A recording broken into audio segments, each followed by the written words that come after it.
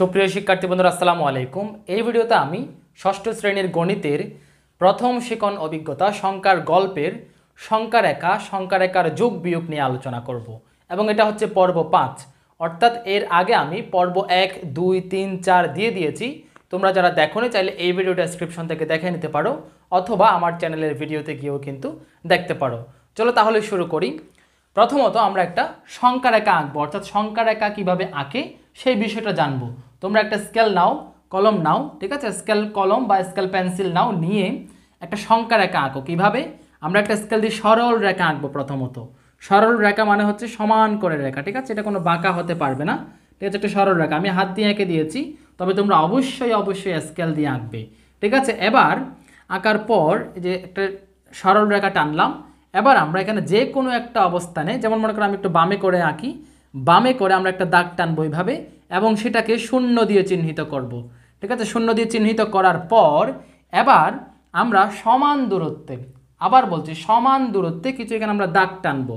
তোমরা স্কেল বসিয়ে, স্কেলের মধ্যে কিন্তু দাগ কাটা থাকে, তোমরা এখানে সমান দূরত্বে এগুলো দাগগুলো কত দূরত্ব তোমরা নেবে সেটা বাছাই করে নিয়ে দাগ কেটে নেবে। এইভাবে দাগ কেটে নেবে, যে এইভাবে দাগ কেটে নেবে, ঠিক আছে। এইভাবে তোমরা দাগ কেটে নিবে, দাগ কেটে নিলাম এবং এগুলোর নাম দিব, ঠিক আছে। 1, 2, 3, 4, 5, 6, 7, 8, ঠিক আছে, এভাবে নাম দিব, ঠিক আছে। তোমরা এগুলো কিন্তু বাংলায়ও দিতে পারো, বাংলায় যে 0, 1, 2, 3, 4, 5, 6, 7, 8 এইভাবেও তোমরা নাম দিতে পারো, ঠিক আছে। তাহলে কখন বাংলা কখন ইংরেজি, তোমাদের প্রশ্নে যদি সংখ্যাগুলো বাংলায় লেখা থাকে তাহলে তোমরা বাংলায় লিখবে, প্রশ্নে যদি ইংলিশে লেখা থাকে তাহলে তোমরা ইংলিশে লিখবে, এটা কোনো ব্যাপার না, ঠিক আছে। এবার দেখো এখানে আমরা এই 0 থেকে ডান পাশে যে সংখ্যাগুলো আমরা লিখলাম, অর্থাৎ সংখ্যা রেখায় যে ডান পাশে যাচ্ছে এটা হচ্ছে ধনাত্মক সংখ্যা, ঠিক আছে। আর 0 থেকে বামে তোমাদের বই তো অবশ্যই দেয় নাই, ঠিক আছে, তোমরা এগুলো পরবর্তীতে পাবে। 0 থেকে বামে কিন্তু এই সমান দূরত্ব কিন্তু সমান হতে হবে, সমান দূরত্বে আমরা এখানে আবার কতগুলো দাগ এদিকেও যাবে এবং এগুলো হবে যে -1, -2, -3 এইভাবে এদিকে যেতে থাকবে, ঠিক আছে। আর যদি বাংলায়ও লিখে দেখাই, তোমরা কিন্তু এখানে দুইটাই লেখার দরকার নাই, তোমরা এখানে যে কোনো একটা, হয় বাংলায় না হয় ইংরেজি, আমি জাস্ট বোঝার সুবিধার্থে এটা দুটো লিখলাম, ঠিক আছে। তোমরা এখানে হয় বাংলাটা লিখবে না হয় ইংরেজিটা লিখবে, প্রশ্নে যেভাবে আছে সেভাবে লিখবে। এবার এখানে দেখো, এখানে 0 থেকে যেখানে এইগুলো হচ্ছে ধনাত্মক, এগুলো হচ্ছে কি ধনাত্মক সংখ্যা, ধনাত্মক পূর্ণ সংখ্যা, এগুলো হচ্ছে ধনাত্মক পূর্ণ সংখ্যা। আর এদিকে 0 থেকে এদিকে হচ্ছে ঋণাত্মক পূর্ণ সংখ্যা, এদিকে হচ্ছে ঋণাত্মক পূর্ণ সংখ্যা, ঠিক আছে। এই পূর্ণ সংখ্যা সম্পর্কে আমি একটা বিষয় বলে রাখি, এই 0 সহ, ঠিক আছে, 0 সহ 1, 2, 3, 4, 5, 6, 7, 8, 9 যতই যাক না কেন এগুলাকে বলা হয় যে অঋণাত্মক পূর্ণ সংখ্যা, ঠিক আছে। একটা বিষয় আমি বলি যে দেখো 1, 2, 3, 4, হ্যাঁ, এইভাবে এগুলো হচ্ছে ধনাত্মক সংখ্যা, এগুলো তোমরা, আচ্ছা আমি আগে লিখি, এটা হচ্ছে ধনাত্মক সংখ্যা, এগুলো হচ্ছে ধনাত্মক সংখ্যা। তারপর 0 সহ 1, 2, 3, 4, হ্যাঁ, 5, 6, 7, 8 এইভাবে এগুলো হচ্ছে অঋণাত্মক, ঠিক আছে, অঋণাত্মক পূর্ণ সংখ্যা, ঠিক আছে, অঋণাত্মক পূর্ণ সংখ্যা। এটাকেও তোমরা চাইলে ধনাত্মক পূর্ণ সংখ্যা বলতে পারো, ধনাত্মক পূর্ণ সংখ্যা বলতে পারো, ঠিক আছে। আর এটা হচ্ছে অঋণাত্মক পূর্ণ সংখ্যা। আর -1, -2, -3, -4, ঠিক আছে, এইভাবে যতই যাব আমরা সবগুলো হচ্ছে ঋণাত্মক পূর্ণ সংখ্যা, ঋণাত্মক পূর্ণ সংখ্যা। এগুলো আমি তোমাদেরকে জানার জন্য বলছি, এগুলো কেন বলছি এটা একটু পরেই বুঝতে পারবে। এবং এই পূর্ণ সংখ্যা নিয়ে কিন্তু তোমরা বিস্তারিত তোমাদের এই ষষ্ঠ শ্রেণীর বইতে পূর্ণ সংখ্যার জগৎ নামে একটা শিখন অভিজ্ঞতা আছে, সেটা তোমরা বিস্তারিত এখানে জানতে পারবে। এখন আমরা এগুলো কেন জানলাম, এখন আমরা জাস্ট একটু জেনে নিলাম যে 1, 2, 3, 4 এগুলোকে বলা হয় ধনাত্মক পূর্ণ সংখ্যা, 0 সহ 1, 2, 3, 4 এটাকে বলা হয় যে কি অঋণাত্মক পূর্ণ সংখ্যা, আর -1, -2 এগুলোকে যাবতীয় এগুলোকে বলা হয় যে ঋণাত্মক পূর্ণ সংখ্যা। এখন আমরা সংখ্যা রেখার আলোচনায় এগুলো কেন জানলাম, এখন আমি দেখাবো তোমাদেরকে কোন পূর্ণ সংখ্যা রেখায় অবস্থানটা কোথায়। যেমন দেখো, ধনাত্মক পূর্ণ সংখ্যা হচ্ছে 0 থেকে ডানে, অঋণাত্মক পূর্ণ সংখ্যা যে 0 সহ আর কি এগুলো হচ্ছে ডানে, সংখ্যা রেখার ডানে অবস্থান করে। আর ঋণাত্মক পূর্ণ সংখ্যা রেখায় 0 এর বামে অবস্থান করে। তাহলে 0 এর ডানে হচ্ছে ধনাত্মক পূর্ণ সংখ্যা, 0 এর বামে হচ্ছে ঋণাত্মক পূর্ণ সংখ্যা। ঠিক আছে, এবার আমরা সংখ্যা রেখা সম্পর্কে কিছু বিষয় জেনে নিব। ঠিক আছে, সংখ্যা রেখা সম্পর্কে কিছু বিষয় জানবো, তোমরা এগুলো লিখে নিতে পারো। দেখো লিখবো যে আমরা সংখ্যা রেখায় 0 থেকে, হ্যাঁ আচ্ছা 0 থেকে না লিখে আমরা সরাসরি বাম থেকে লিখি। বাম থেকে, এগুলো হচ্ছে বোঝার জন্য, ঠিক আছে, এই লেখাগুলো হচ্ছে বোঝার জন্য লিখছি আমি, তোমরা খাতায় একবার লিখে নিলে, লিখে নেওয়ার পর পড়লে বোঝা যাবে। তো সংখ্যা রেখায় বাম থেকে ডানে গেলে মান বাড়ে, বিষয়টা নিয়ে একটু পরে আলোচনা করছি। তারপর লিখবো যে আমরা সংখ্যা রেখায়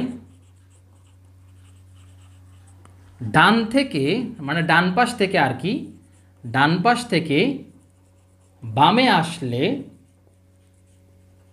মান কমে। ঠিক আছে, এই বিষয়টা একটু দেখো। এখানে সংখ্যা রেখা, এই যে একটা সংখ্যা রেখা, এখানে কিন্তু আমরা যত, এই যে বাম পাশ থেকে, মানে যেটাই ধরো না কেন, আমরা যেই বিন্দুটাকে ধরবো সেই বিন্দু থেকে যত ডানে যাব মান কিন্তু বাড়তেই থাকবে, বাড়তেই থাকবে। যেমন মনে করো 0 থেকে ডানে 1, এই যে বেড়ে গেল 1, আবার 2, 3, 4, 5, এগুলো বেড়ে যাচ্ছে। আবার যে কোনো একটা বিন্দু মনে করো 4 থেকে আমরা যত বামে আসবো মান কমে যাবে, কমবে কমবে। এই জন্য বলা হচ্ছে সংখ্যা রেখায় যত বাম থেকে যত ডানে যাব মান বাড়বে, ডান পাশ থেকে যত বামে আসবো মান কমবে। এই বিষয়টা বোঝা গেল, আশা করি তোমরা এই বিষয়টা বুঝতে পেরেছো। এবার আরেকটা বিষয় জানবো, সেটা হচ্ছে এখানে প্রত্যেকটা দূরত্ব কিন্তু সমান, যেটা আমি একটু আগে দাগ কাটার সময় বলেছি, সমান দূরত্বে আমরা দাগগুলো কেটেছি। তার মানে এখানে প্রত্যেকটা দূরত্বকে বলা হবে যে 1 একক, প্রত্যেকটা দূরত্বকে বলা হবে যে কি 1 একক।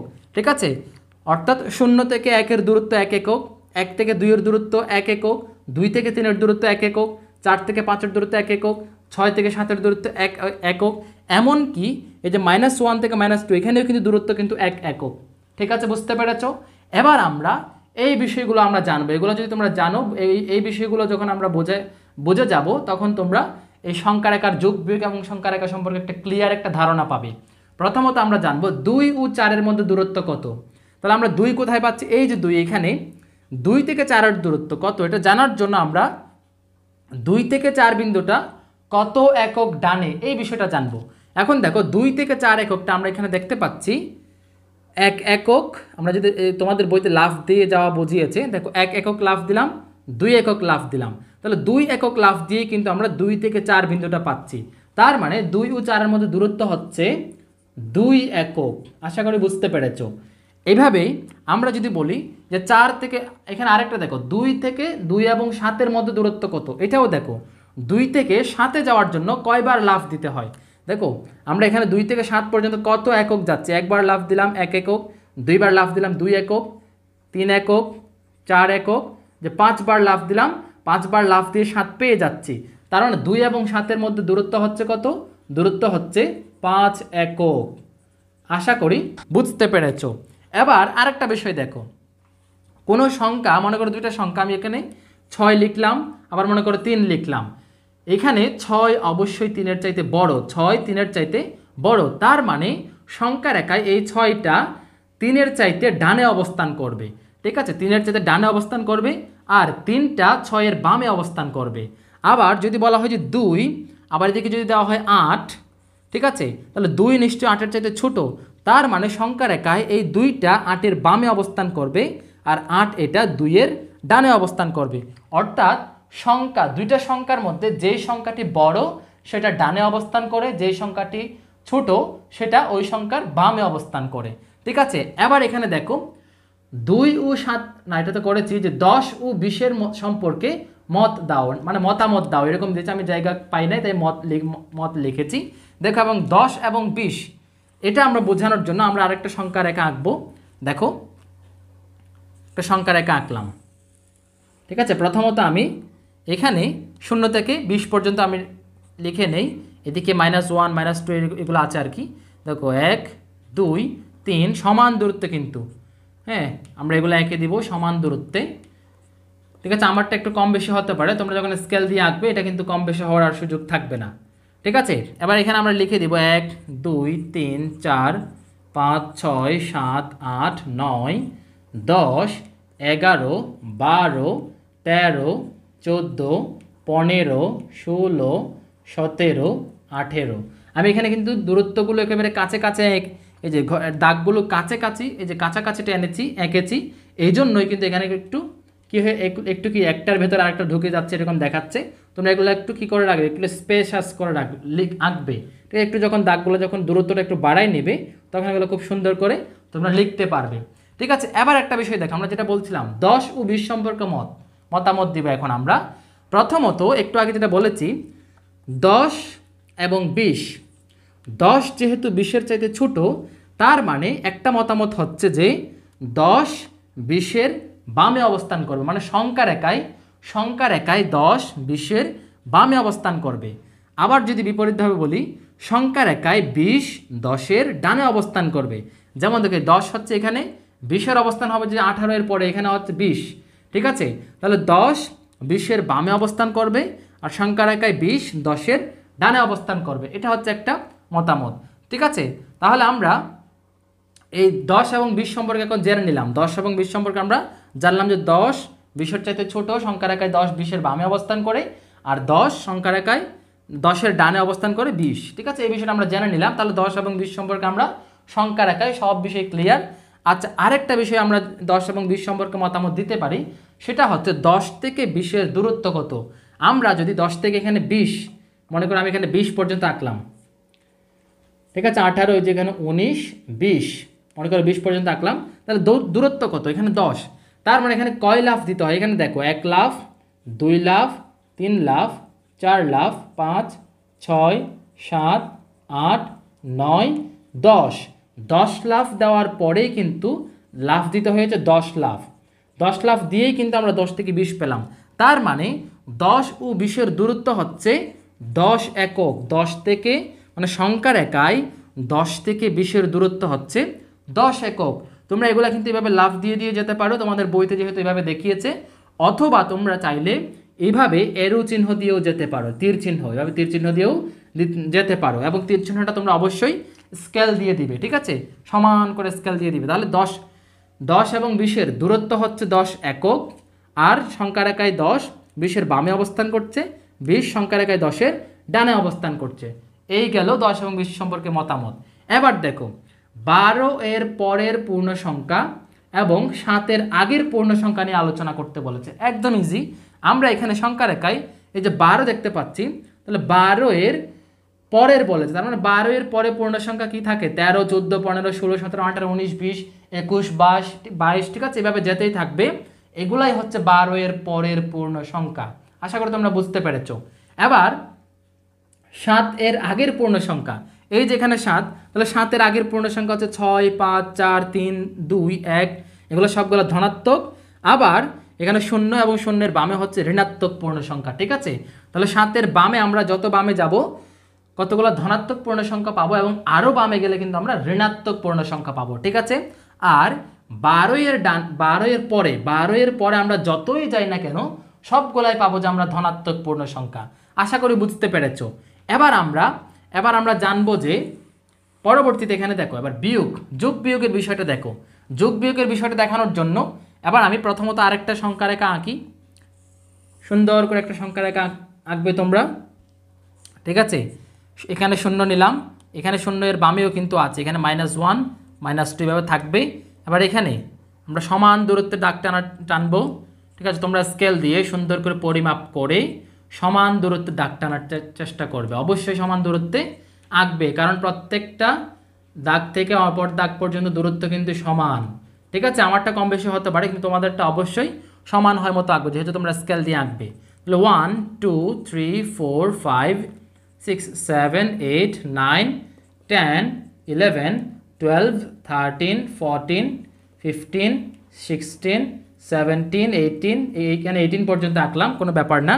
এবার দেখো 4 এবং 5-এর যোগ বলেছে। ঠিক আছে, এখানে এগুলো তোমরা কিন্তু বাংলায়ও লিখতে পারো, আমি এমনি ইংলিশে 1 2 3 4 লিখে দিয়েছি, নো প্রবলেম, তোমরা এগুলো বাংলায় লিখবে, বাংলায়ও লিখতে পারো। দেখো 4 এবং 5 যোগ করতে বলেছে, তার মানে প্রথমত আমরা 0 থেকে, এখানে 0 থেকে হিসেব করবে, 0 থেকে প্রথমত আমরা 4 ধাপ যাব, 4 ধাপ, তার মানে 4 একক যাব। 4 একক যেতে গেলে তোমরা চাইলে এভাবে লাফ দিয়ে দিয়ে যেতে পারো, তোমাদের বইতে যে দেখিয়েছে লাফ দিয়ে যাওয়া, এই শূন্য থেকে 1 লাফ, 2 লাফ, 3 লাফ, 4 লাফ পর্যন্ত যাবে। 4 লাফ পর্যন্ত গেলে তোমরা 4 পাবে, ঠিক আছে। বা তোমরা এখানে এভাবে এরো চিহ্ন দিয়ে যেতে পারো। শূন্য থেকে আমরা প্রথমত 4 পর্যন্ত আসলাম। এবার বলেছে +5, তার মানে আরও ডানে, প্লাস মানে হচ্ছে আরও ডানে, +5 মানে আরও ডানে 5 একক যাব, মানে আরও 5 একক ডান পাশে যাব আমরা। তার মানে আরও 5 একক ডান পাশে গেলে দেখো যে 1 একক, 2 একক, 3 একক, 4 একক, 5 একক, এই যে 5 একক এসে এখানে থামলাম। এই যেখানেই থামবো আমরা সেটাকেই আমরা বোল্ড করে দেব। তাহলে 4 এবং 5-এর যোগফল আমরা পেলাম কত? 4 এবং 5-এর যোগফল পেলাম আমরা 9, ঠিক আছে। লাফ দিয়েও যেতে পারো তোমরা। লাফ দিয়ে গেলে 4 একক পর্যন্ত আসার পর আরও 5টা লাফ দিতে হবে, যে 1 লাফ, 2 লাফ, 3 লাফ, 4 লাফ, এদিকে আরেকটা 9 যদি থাকতো তাহলে যে এখানে 5 লাফ। 5 লাফ দিয়ে আমরা এখানে 9 পর্যন্ত আসবো। কত পর্যন্ত? যে 9 পর্যন্ত আসলাম। এইখানে আমরা এখানে বোল্ড করে দেব, ঠিক আছে। আশা করি তোমরা বুঝতে পেরেছো। আর কিভাবে লিখবে? লিখবা যে আমরা শূন্য সংখ্যা রেখায় শূন্য থেকে প্রথমত 4 একক ডান পাশে যায়, যাওয়ার পর প্রথমত 4 একক ডান পাশে গেলাম। তারপর লিখবা যে 4 থেকে ডান পাশে আরও 5 একক যাওয়ার পর আমরা 9 বিন্দুতে পৌঁছাই, এবং এই 9 হলো যে 9 বিন্দুতে পৌঁছাই দিয়ে দাঁড়িয়ে দিবে। তারপর তোমরা সুতরাং 4 + 5 = 9 এভাবে লিখে দিবে, একদম ইজি। এবার 2 + 6 দেখো, 2 + 6 কীভাবে? প্রথমত আমরা কি করব? প্রথমত 2 ধাপ যাব, 2 ধাপ, 2 একক যাব, 2 একক ডান পাশে। শূন্য থেকে 2 একক ডান পাশে গেলে এই যে 1 একক, 2 একক, 2 একক ডান পাশে আসলাম। তোমরা চাইলে এইভাবে লাফ দিয়েও আসতে পারো, ঠিক আছে। লাফ দিয়েও আসতে পারো। লাফ দিয়ে আমরা প্রথমত 2 একক পর্যন্ত আসলাম। আসার পর বলেছে আবার 6 একক যেতে। তাহলে 6 একক যেহেতু +6, +6 যেহেতু, তার মানে আমরা ডান পাশে যাব। ডান পাশে আরও 6 একক যাব, যে 1, 2, 3, 4 একক, 5 একক, 6 একক। তাহলে 6 একক গেলে আমরা কোথায় পেলাম? 8-এ পৌঁছালাম। তাহলে 8-এর মধ্যে আমরা বোল্ড করে দেব। তোমরা এখানে লাফ দিয়ে যেতে পারো, যে একটা লাফ, 2, 3, 4, 5, 6, 6টা লাফ দিলাম। যেহেতু +6 তাই আমরা 6টা লাফ দিলাম, এই 8-এর মধ্যে পৌঁছালাম। এই 8-এর মধ্যে আমরা বোল্ড করে দেব। তার মানে আমরা পেলাম যে 2 + 6 = 8। কিভাবে লিখবে? ব্যাখ্যা লিখবে যে তোমরা প্রথমত শূন্য থেকে ডান পাশে 2 একক যায় বা 2 ধাপ যায়, যাওয়ার পর 2 আসলাম। তারপর লিখবা যে আবার 2 থেকে ডান দিকে আরও 6 ধাপ যায়, 6 ধাপ গিয়ে 8 বিন্দুতে পৌঁছায়। তারপর লিখবা সুতরাং 2 + 6 = 8, ঠিক আছে। তোমাদের এই ব্যাখ্যা লেখাটা তোমরা বিষয়টা বুঝলেই হলো। তোমাদের এই বছর থেকে তোমরা ষষ্ঠ শ্রেণীর গণিতের বিষয়টা হচ্ছে বুঝতে পারাটা বেশি ইম্পর্টেন্ট, ঠিক আছে। তোমাদের বিষয়টা বোঝাটা বেশি ইম্পর্টেন্ট, ঠিক আছে। তোমরা যদি বিষয়টা কনসেপ্টটা তোমাদের কাছে যদি ক্লিয়ার হয়ে যায়, দ্যাটস এনাফ। এবার দেখো, এবার আমরা 1 + 6, এটাও একদম ইজি। 1 + 6 এটা একদম ইজি। প্রথমত আমরা কি করব? প্রথমত আমরা শূন্য থেকে 1 ধাপ ডানে আসবো। 1 ধাপ, এই যে 1 ধাপ ডানে এসে এখানে আসলাম। আবার আরও 6 ধাপ, +6 মানে আরও 6 ধাপ যাব।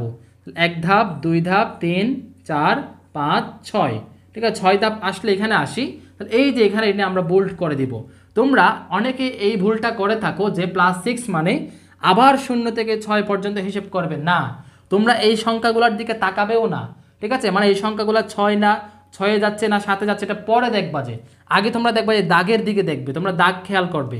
প্রথমত 1 বলেছে, তার মানে তোমরা 1 দাগ পর্যন্ত আসবে।